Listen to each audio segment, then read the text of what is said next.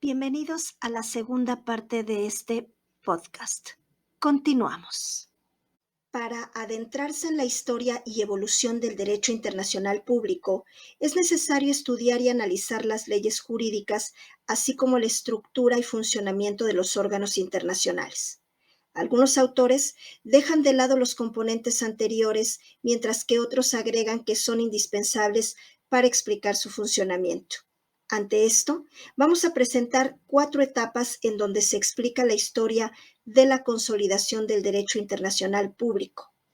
La primera etapa evoluciona a finales del siglo XVI, época en la que el desorden a nivel mundial imperaba en gran parte de los estados vecinos. Sin embargo, como en toda circunstancia, las naciones requerían seguridad y estabilidad económica. Por ello, se dieron a la tarea de buscar y firmar alianzas, pactos y convenios, con el fin de mantener la paz y resguardar sus fronteras mediante el envío de embajadores a países firmantes. Al principio estos acuerdos se consideraban divinidades autorizadas por Dios. En la actualidad se conocen como tratados. La segunda etapa la conforma la estabilidad política y económica. Inicia a finales del siglo XVII como consecuencia de los grandes imperios y de los resultados de las guerras mundiales que azotaron gran parte de los territorios de Europa. La macroeconomía encontró estabilidad en los tratados de Münster y de Osnabrück de 1648, también conocidos como acuerdos de paz de Westfalia, que pusieron fin a las guerras y conflictos entre estados. Surgieron 3 sociedades imperantes en los territorios de España, Francia e Inglaterra. Tiempo después aparecieron otras organizaciones en Países Bajos, Prusia y Suecia. Los acuerdos de Westfalia, en donde la mayoría de los estados estaban dominados por el cristianismo, reconocieron y ampararon el principio de igualdad legal de los estados, sin desigualdad y sin objeto de religión o forma de gobierno. Asentada la convivencia vecinal de los estados, la paz se declaró y manifestó en la simetría política. Se decretó por medio de acuerdos que ningún estado estaría por encima de los demás. Tiempo después, se promulgó el Tratado de la Paz de Utrecht, fundamentado en el Justum Potentiate Equilibrium, que constituyó que los reinos no podían fusionarse ni podían recaer en un mismo individuo. La tercera etapa abarca desde finales del siglo XVIII hasta principios del siglo XIX y está basada en la existencia de una comunidad internacional como consecuencia de la Revolución de la Independencia de los Estados Unidos del año 1776 y la Revolución Francesa de 1789. Es importante mencionar que la guerra de 1914 a 1918 y sucesos derivados de las enemistades y rivalidades trajeron como consecuencia la disminución y pérdida de actividades financieras, económicas, políticas y sociales. De este modo, en 1919 se creó la Sociedad de las Naciones, la Corte Permanente de Justicia Internacional y la Organización Internacional del Trabajo, consolidando y pregonando la paz. Esto marcó el inicio del respeto de la comunidad internacional en el pleno derecho. Durante los 20 años posteriores, una guerra se manifestó, lo que demostró que la voracidad y el egoísmo aventajan a los acuerdos y llevan a firmantes a violar sus propios principios básicos. Entonces, se crearon la Corte Internacional de Justicia como tribunal y la Organización de las Naciones Unidas con el fin de acabar con los efectos que había dejado la Segunda Guerra Mundial. Surgió también una gran cantidad de organismos internacionales, nacionales y locales. Así, se logró un avance importante en el orden y la paz. A la fecha, ningún estado se ha retirado de las Naciones Unidas. Por el contrario, el número de asociados se ha incrementado notablemente. Finalmente, la cuarta etapa de la consolidación del derecho internacional deviene de la contribución de los Estados americanos, que han introducido y ratificado leyes valiosas y han sido pioneros en materia de cooperación y coordinación internacional. Se pueden mencionar algunos ejemplos de las leyes de derecho internacional, tales como el reconocimiento de la beligerancia, el procedimiento de conciliación internacional y la mejora al arbitraje como medios para solucionar las disputas entre estados, los derechos de los extranjeros basados en la igualdad civil en correspondencia con los nacionales, el derecho de libre expatriación, la igualdad legal de los estados, el principio de no intervención, la doctrina Calvo y la doctrina Drago, cuyos fines son prohibir los abusos en las protestas extranjeras, la disminución y limitación de los armamentos navales, la libertad de los mares para los neutrales, la regla del no reconocimiento de las conquistas territoriales y la codificación del derecho internacional. En definitiva, los Estados americanos han realizado orgullosas labores dignas de admiración y reconocimiento. Se sugiere acudir al video que se encuentra en YouTube de nombre Nociones básicas del derecho internacional público. Las épocas del derecho internacional público partieron desde el siglo XVII, gracias a la existencia de la forma de organización política de los estados. El Tratado de Paz de Westfalia de 1648 fue el primer tratado internacional expresamente conocido. Con este estatuto se desarrolló el derecho interno clásico.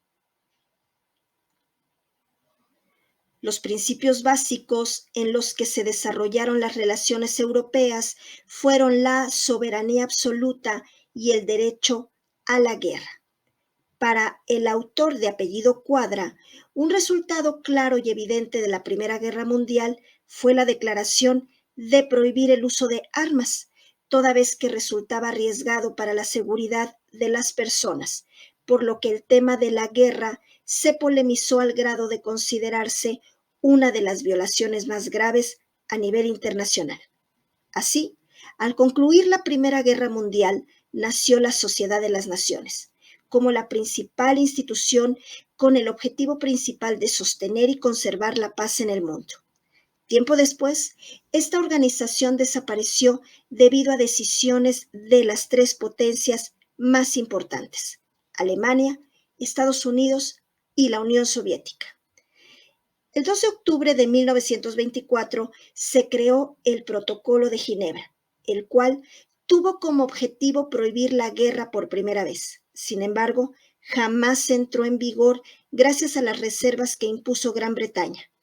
De esta forma, se prohibió la guerra hasta el 27 de agosto de 1928 con el Pacto de Briand-Kellogg, al cual se adhirieron 63 Estados miembros de la Sociedad de Naciones, cuyo propósito fue prohibir la guerra a nivel mundial. En el artículo 2, numeral 4, se declara: se prohíbe la guerra a nivel mundial, así como el uso de la fuerza. Para concluir, es importante mencionar que el derecho internacional público en la actualidad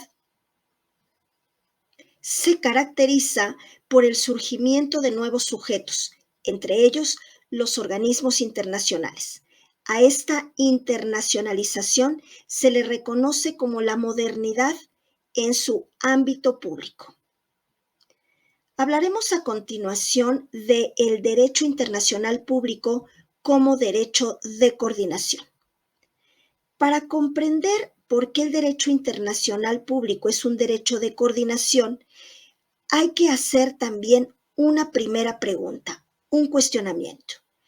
¿Cuál es la relación entre el derecho interno de los estados y el derecho internacional público? Y después, ¿cuál norma jurídica es más importante, la nacional o la internacional? Cuando en este caso podríamos imaginar que dos naciones interactúan. Se iniciará con el derecho de coordinación internacional. Para los ius internacionalistas, Triepel, Kelsen, Miaja y Trujillo Serra han tratado de responder a estos temas con las siguientes tres teorías. a partir del dualismo. Este postula que el derecho internacional y el derecho interno de los estados son dos mandatos legales distintos, libres y autónomos, porque ni sus medios ni sus fuentes de utilidad son iguales. Por consiguiente, no puede haber conflicto entre ellos.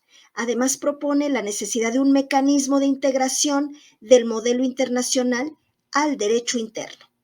Esto lo menciona Triepel. En cuanto al monismo, bueno, pues este proviene de la raíz mono, uno. Esta teoría manifiesta que el orden normativo es uno solo y que no existe independencia entre preceptos jurídicos nacionales e internacionales, y que más bien hay una correlación de subordinación entre ellas. Así lo manifiesta Kelsen. La teoría monista nacionalista, que parte del monismo, propone que son las normas internas las que prevalecen con relaciones limitadas, por ejemplo, en los estados nacionalistas y proteccionistas. En cuanto a la teoría monista internacionalista, se trata de un sistema jurídico que privilegia lo internacional por encima de lo nacional, como en el caso del neoliberalismo. Y tenemos también las tesis coordinadoras o conciliadoras. Estas demuestran que coexiste un único régimen jurídico. Sin embargo, las relaciones entre las disposiciones internas y las internacionales, en esencia, son de coordinación y no de subordinación, como en el caso del monismo. Esto lo afirman los autores Miaja de la Muela y Trujol y Serra. El derecho internacional en la actualidad sigue la teoría de la coordinación, y en el artículo 27 de la Convención de Viena sobre el derecho de los tratados se establece que un Estado no puede invocar disposiciones de su derecho interno para no cumplir un tratado internacional, con excepción de la nulidad prevista en el artículo 46. Algunas naciones incorporan automáticamente el derecho internacional al derecho interno y otorgan una jerarquía superior al primero. Mientras tanto, en los estados como México, incorporan las normas del derecho internacional previo acto especial de protocolización y firma a través de la aprobación por parte del Senado, conforme al artículo 133 constitucional. Ahora bien, hablaremos a continuación del derecho internacional público, del conflicto al derecho internacional de cooperación. Ese viaje haremos. De acuerdo con el sociólogo Samuel, la sociedad internacional se mueve y puede ser definida por la cooperación y el conflicto. Esto es, a mayor cooperación internacional, mínimas posibilidades de que se configure una lucha armada sucederá. Pese a las instituciones internacionales y tratados, si las naciones no crean lazos de paz y amistad, es muy posible que se dé un enfrentamiento. En cuanto a la particularidad de la sanción en el derecho internacional público, podemos decir que la comunidad internacional necesita un poderío y mando central. Se considera como material porque le hacen falta los órganos de acción y ejecución. De esta forma, el autor de apellido marcado dice que la sanción de los hechos ilícitos puede llevarse a cabo única y exclusivamente por estados idénticos y por ciertas corporaciones internacionales. También, para marcado, los medios lícitos de sanción se destacan a continuación. Y comenzaremos por la retorsión. Esta representa la solución de un suceso lícito, pero poco amigable de un Estado, siempre respetando los principios y normas del derecho internacional. Algunos ejemplos son la separación de relaciones de embajadores, la carga de obstáculos en las visas de ingreso al país molesto o el aislamiento del exequatur a uno o todos los cancilleres del país ofensivo. Las represalias pacíficas. Estas se configuran como injerencias legales del Estado dañado en bienes o derechos del Estado responsable con el objetivo de que cumpla con su deber internacional. Las represalias deben ser severas y proporcionales al acto ilícito sufrido y podrán interrumpirse en el momento en que se repare el daño provocado. Algunos ejemplos son el decomiso de bienes del Estado responsable en territorio del agraviado, negación de la entrega de una obligación vencida y la violación de un tratado vigente. La legítima defensa es un derecho que auxilia a todos los estados y se encuentra regulado por el artículo 51 de la Carta de la ONU. Este principio se fundamenta en la capacidad para ejercer de manera urgente, pues, las agresiones que sean ilícitas, reales o inminentes de otro u otros estados contra el territorio a través de buques, aeronaves o fuerzas armadas nacionales. Es importante mencionar que este derecho puede practicarse con el deber de informar a su ejército, al Consejo de Seguridad, que puede ser de manera personal o en grupo. Hablando de la autoprotección, se refiere a la capacidad de un Estado para defender a sus ciudadanos en otro país, cuando las instituciones de este último falten en ofrecerles ayuda en su calidad de extranjeros.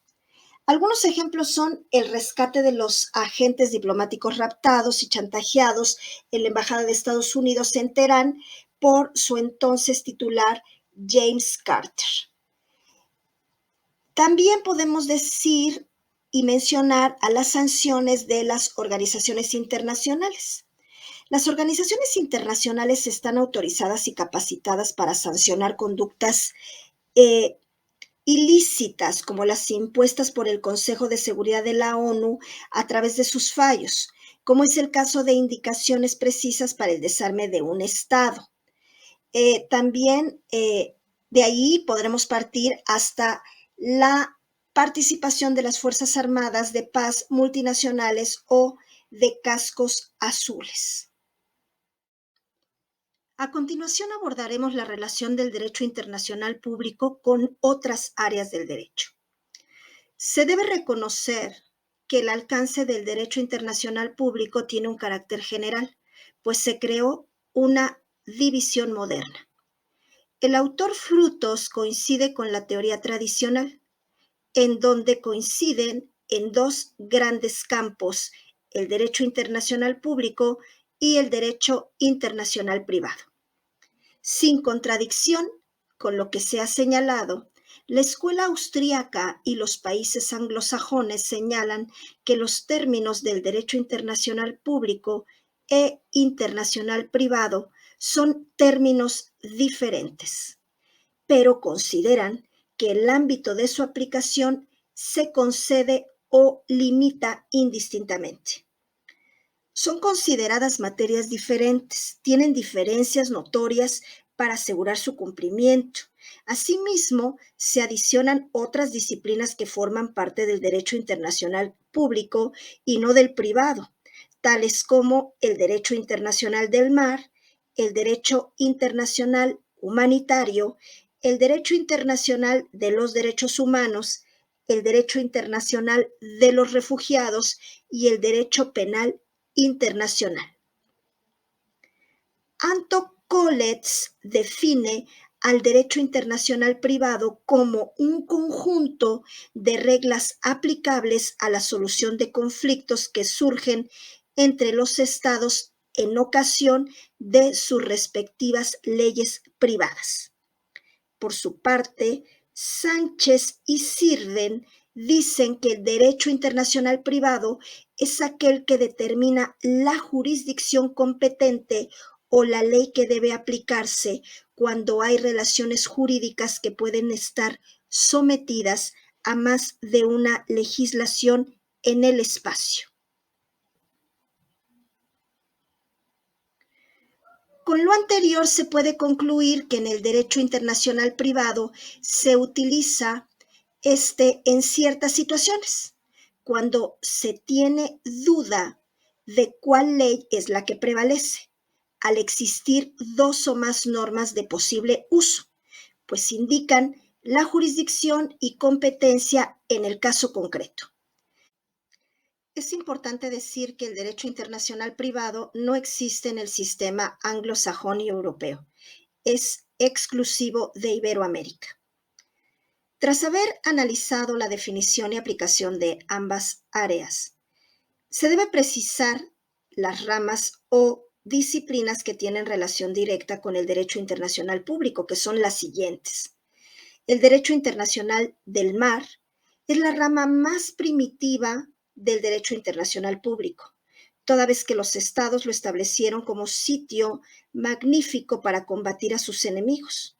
Al principio, se reguló a través de normas consuetudinarias, pero con el paso de los años se fue modificando. Para Pascal, el derecho internacional del mar es la primera rama del derecho internacional público que regula las relaciones internacionales en el medio marino y acuático y su explotación mediante normas escritas y no escritas. Tenemos también el derecho internacional humanitario. De acuerdo al criterio de Ávila, su fin consiste en proteger y refugiar a personas que no participan o son ajenas a la lucha y guerra. Además, se encarga de regular procedimientos y medios de armas que pueden utilizarse durante el combate.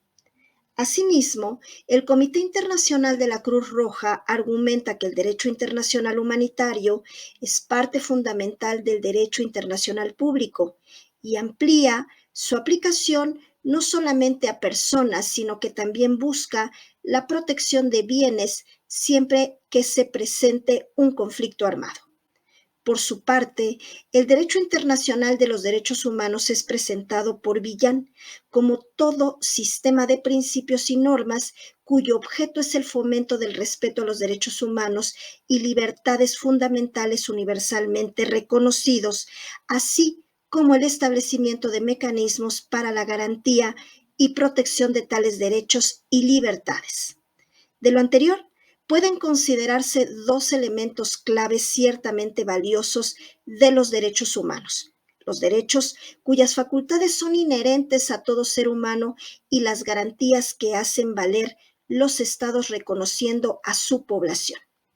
Villagrán define el derecho internacional de los derechos humanos como aquella legislación relativa a la protección de los individuos y los grupos contra las violaciones gubernamentales de sus derechos garantizados internacionalmente y también al fomento de esos derechos. El derecho internacional de los derechos humanos es una rama del derecho internacional público que reglamenta la función del Estado como garante de los derechos de los ciudadanos atendidos y reconocidos por la legislación nacional e internacional. Y en caso de violación, puede existir reclamos ante las organizaciones respectivas para su restitución y declaratoria de compromiso internacional del Estado. Derecho internacional de los refugiados.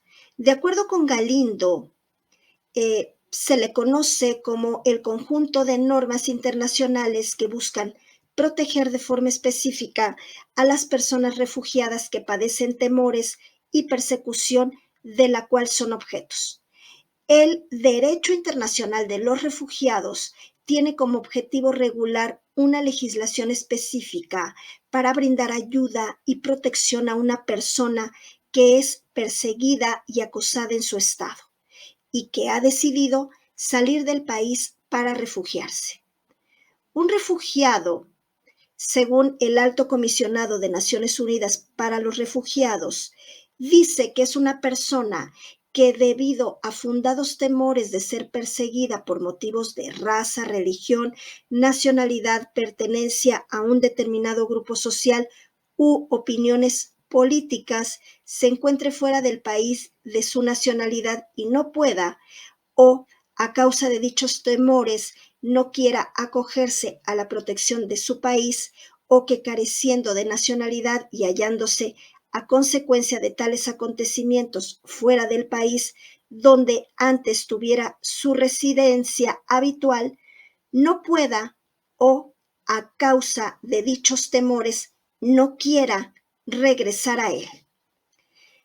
En el mismo sentido, Galindo comenta que el derecho de los refugiados es una rama del derecho internacional público, la cual no se agota con recursos internos para acudir a las organizaciones internacionales.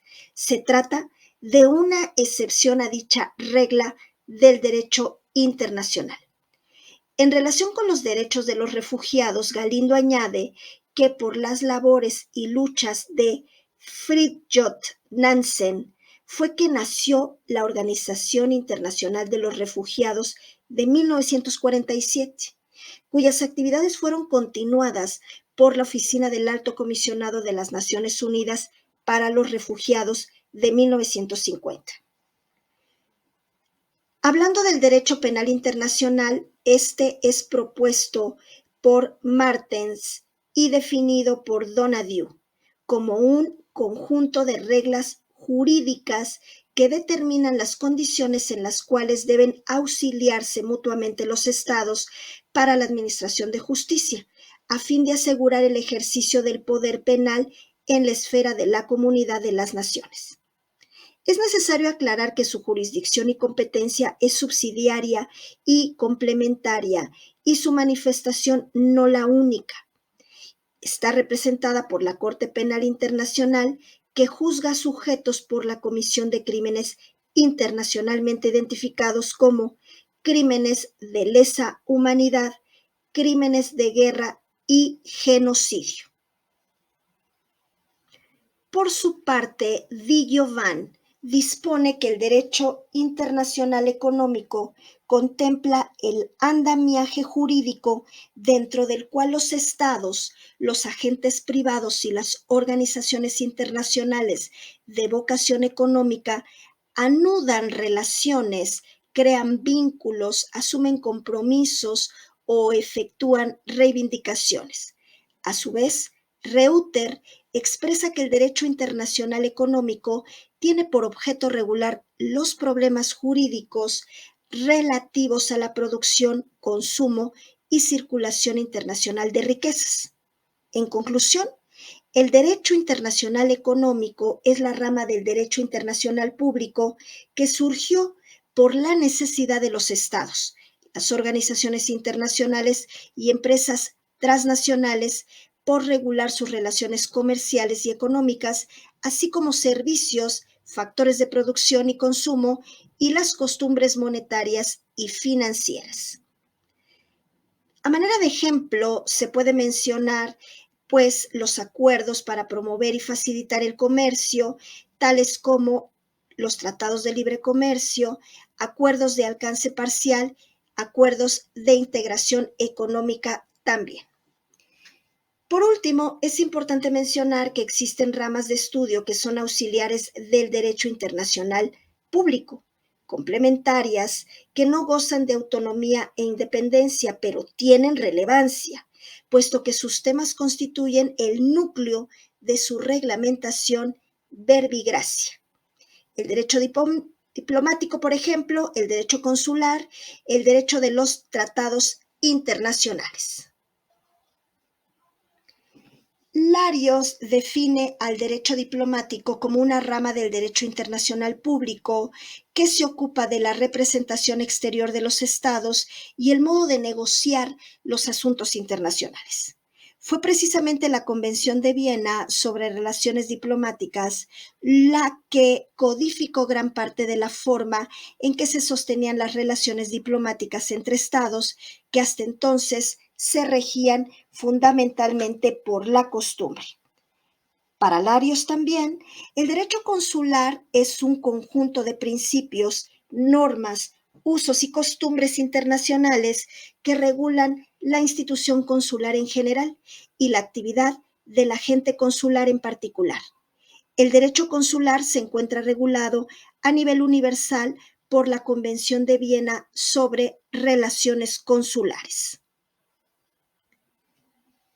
Por otra parte, para Maldonado, el derecho de los tratados internacionales es la rama del derecho internacional público que se encarga de definir, estudiar y desarrollar no solamente los principios e instituciones, sino también los mecanismos de validez, vigencia e interpretación de los tratados internacionales. El instrumento principal que regula esta materia es la Convención de Viena sobre el Derecho de los Tratados, adoptada en el seno de las Naciones Unidas. Hablaremos a continuación de la relación del derecho internacional público con otras ciencias. En cuanto a la relación del derecho internacional público con otras ramas del derecho y otras ciencias, Frutos explica que existe una vinculación y relación estrecha con la historia, debido a que ésta permite recopilar acontecimientos y datos relevantes que han marcado etapas en su desarrollo, tal como se puede apreciar a lo largo de los sucesos evolutivos y la configuración del derecho internacional. En relación con lo antes mencionado, se presentan a continuación algunas relaciones del derecho internacional público con otras ciencias, ramas del derecho. La geografía. En la utilización de datos geográficos, los cuales determinan las localizaciones de determinados elementos, así como las orientaciones de los pueblos, e incluso se puede determinar algunos cambios y regularización de ordenamientos jurídicos internos e internacionales. Con el derecho comercial, su relación es directa y clara, pues organizaciones internacionales con orientación comercial y de política exterior han tenido resultados favorables, siendo una alternativa como las administraciones públicas dirigen sus relaciones internacionales. Las ciencias políticas. Villagrán expresa que es necesario distinguir entre la posición que asume un Estado basándose en una norma jurídica de carácter internacional de aquellas otras fundadas en consideraciones de orden económico o de oportunidad política, lo cual permite vincular a la política internacional de los Estados con el derecho internacional público. Cabanelas determina esta última como la actitud que por elección o por fuerza mantiene cada Estado con relación a sus vecinos y a las comunidades generales de países independientes. Así, la política internacional de los Estados define cómo cada uno de ellos establecerá su política exterior y cómo los Estados se relacionan entre sí y configurarán sus relaciones jurídicas a través de la creación y reconocimiento de normas del derecho internacional público. Derecho constitucional. Contempla la autoridad representativa del Estado en el exterior y el poder competente para celebrar la paz y declarar la guerra. Asimismo, establece las condiciones de autenticidad de los tratados. Moreno acertadamente indica la relación existente entre ambas ramas del derecho y a lo largo de todo lo que vamos a ver en el tema del derecho internacional en su ámbito público, vamos a examinar el régimen constitucional que tiene estrecha vinculación con el derecho internacional público. Y en cuanto a la economía, bueno, pues regula el comercio, compraventa, transportes aéreos y marítimos, vías de comunicación, circulación monetaria, propiedad industrial, entre muchos otros. En conclusión, podemos decir que el derecho internacional público no es un conjunto de normas aisladas. Por el contrario, existe una estrecha relación con varias ramas del derecho y con materias no jurídicas. Todas ellas aportan elementos para que las relaciones entre personas jurídicas dotadas de subjetividad internacional puedan desarrollarse en forma pacífica, respetando principios de derecho nacional y procurando su armonización con principios internacionales a los cuales se comprometen los Estados y otros sujetos del derecho internacional al celebrar tratados internacionales. Pues por todo lo que ya hemos comentado, podemos decir que el derecho internacional es la rama del derecho público que se encarga de estudiar y reglamentar la conducta de los estados y de las organizaciones internacionales en sus atribuciones y competencias propias, sobre la base de ciertas relaciones comunes, con el fin de asegurar la paz internacional, mediante normas creadas por fuentes internacionales establecidas. Su funcionamiento se basa en un conjunto de ordenamientos con una estructura adecuada a los destinatarios del sistema y a las necesidades del mismo. La configuración del derecho internacional público es de coordinación, lo que lo diferencia de los sistemas de subordinación internos, en los que los individuos están sometidos a mandatos dentro de una jurisdicción respectiva. Esta organización de coordinación garantiza que los estados sean independientes, razón por la cual no aceptan imposición de poder tangible extranjero que limite a los demás estados. Finalmente, es importante recordar que una sociedad internacional es una suma de partes, es temporal, voluntaria y reglada. Se encuentra organizada políticamente y tiene una jerarquía política, mientras que una comunidad internacional es universal, heterogénea e independiente, donde prevalece la coordinación sobre el sistema de subordinación entre sus miembros y está sometida a un orden político superior. Y bueno, pues con este pequeño resumen finalizamos este podcast, no sin antes pedirles nuevamente que se suscriban a nuestro canal. No se olviden, suscríbanse, denle like, compartan y activen la campanita para que les notifiquen cada vez que subamos un nuevo material.